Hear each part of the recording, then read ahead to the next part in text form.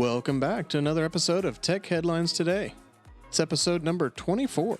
Go ahead and subscribe and follow if you haven't yet, and check out the show links if you want more details on the topics that we cover. Link is in the description. And now, let's get into it. Twitter starts labeling tweets linking to Russia's state media. Twitter has started labeling tweets containing links to Russia's state media outlets in order to help users recognize efforts to spread misinformation. Twitter says that it uses labels to identify account owners who are closely associated with governments and media entities, and that links to affiliated websites do not have the same labels. As people look for credible information on Twitter regarding the Russian invasion of Ukraine, Roth says, "We understand and take our role seriously. Our product should make it easy to understand who's behind the content you see, and what their motivations and intentions are." Roth adds that Twitter has seen more than 45,000 tweets a day sharing links to Russian state-affiliated media outlets since the invasion of Ukraine began on February 24th. Now those tweets will feature prominent labels warning Twitter users about potential biases in the linked articles. Google disables Maps live traffic tools in Ukraine. Alphabet disabled certain Google Maps features in Ukraine after consulting local authorities as the country is under attack by Russian forces. "In the old days, we would have relied on a reporter to show us what was happening on the ground," researcher Jeffrey Lewis told the Washington Post. "And today you can open Google Maps and see people fleeing Kiev." Google blocked the information about Ukrainian troop movements on Google Maps out of concern that Russian military could exploit it. On the ground, Ukrainians have been taking a more old-school approach to the matter. They removed road signs to help Russian forces get confused. Lightweight, strong plastic beats steel and bulletproof glass. Researchers at Massachusetts Institute of Technology, or MIT, have created a new thin film known as 2D-PA-1. The film forms an airtight pillar of 2D sheets and has the potential to be used in building materials and car part coatings. We don't usually think of plastics as being something that you could use to support a building, but with this material, you can enable new things, said Professor Strano in a recent news release. "It has very unusual properties, and we're very excited about that." The unusual self-assembling properties begin with a compound called melamine. Given the right conditions and the right chemical solvents, melamine, which contains a ring of carbon and nitrogen atoms, grows in 2 dimensions and forms discs. Held together by hydrogen bonds, the parts form a strong, stable column with no gaps between the monomers. With a tighter seal between the molecules, 2D-PA-1 is impermeable to gases, a valuable feature according to MIT graduate student Michelle Quien. "We found 2D-PA-1 to be extremely impermeable to oxygen and believe its coatings can be used as a barrier to oxygen, such as in preserving food," Quien said in a Q&A with Tech Briefs. Researchers at MIT found that the new material has a strength yield twice as high as steel, even though it only has 1/6 as much density. Strano and his researchers are now studying how the polymer is able to form 2D sheets, which are super strong. Demand for VPNs in Russia and Ukraine leaps as internet control tightens. Russian and Ukrainian websites have suffered cyber attacks, while Moscow is attempting to control the narrative by threatening to restrict foreign and local media. VPNs are helping people circumvent the blocks. Russia's state communications regulator has restricted Facebook and Twitter, which have been used to spread information about the invasion of Ukraine. Russia banned several VPNs last year, but has failed to block them entirely, as part of a wider campaign critics say stifles internet freedom. VPN demand in Ukraine began noticeably increasing on February 15th in light of the cyber attacks, Top 10 VPN said, and skyrocketed after the invasion, with demand peaking 424% higher than the daily average in the first half of February. Behavioral analytics is getting trickier.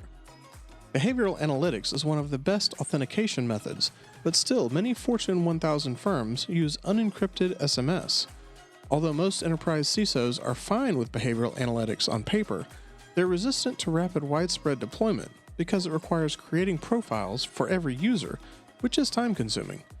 There are arguments that security admins need more profiles, such as typing speed, pressure used to strike keys, typos per 100 words, etc. The user's behavioral profile is based on his or her regular behavior during normal workdays. But what about the behavior when they are exhausted, happy, or depressed? Machine learning systems need to study users in many different environments. Scott Eddington, CEO of Deep Labs, offered an interesting example to illustrate personas. A person is cold and her fingers are numb. She suddenly starts typing in a more deliberate manner because she's cold.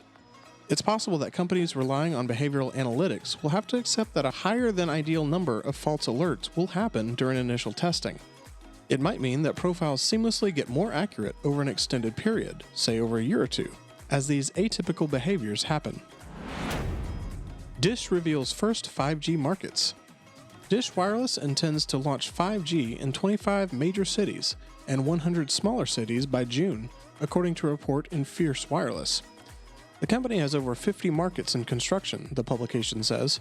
Dish Wireless is under an FCC requirement to cover 20% of the U.S. population by mid-2022 and to cover 70% of the population by mid-2023. Company executives cited in several stories say that they will meet those deadlines. The partnership between Dish and T-Mobile has been rocky, though, with the two companies clashing over T-Mobile's plans to shut down Sprint's older 3G network.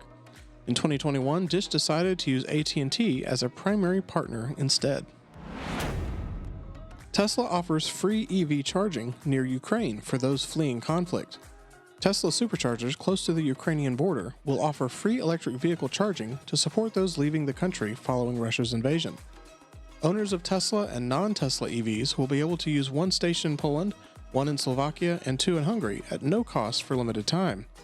It's unclear whether Tesla plans to expand the program to other supercharger sites.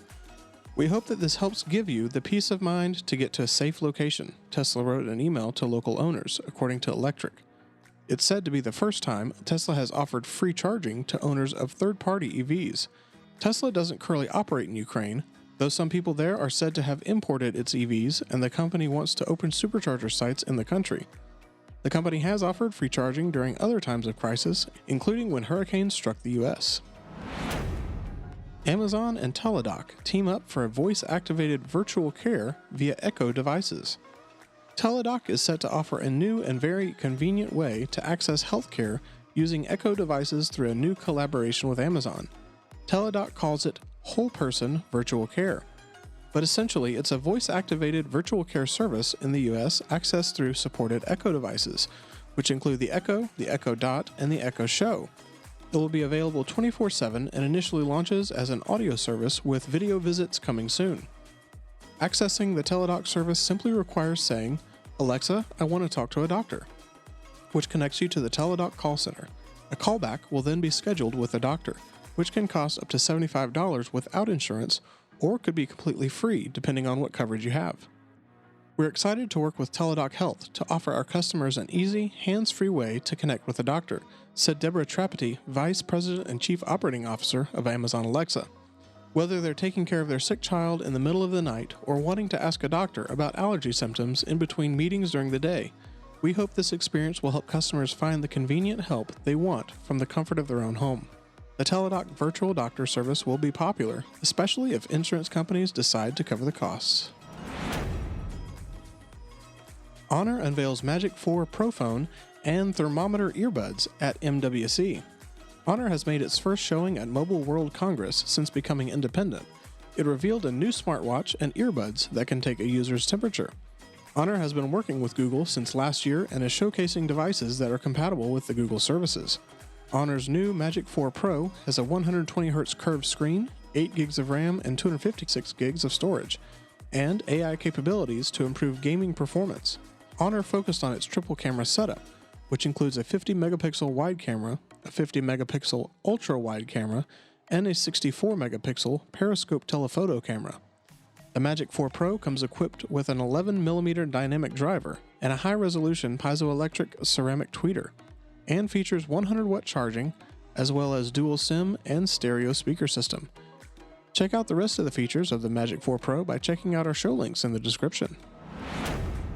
Hackers behind Nvidia breach are now selling ethereum mining bypass for GPUs. The hackers who claim to have stolen 1 terabyte of data from Nvidia are now trying to sell the information, including a way to unlock the ethereum mining limiter on the company's PC graphics card. A hacking group dubbed Lapsus floated the offer to any interested buyers on Monday in the group's public chat room.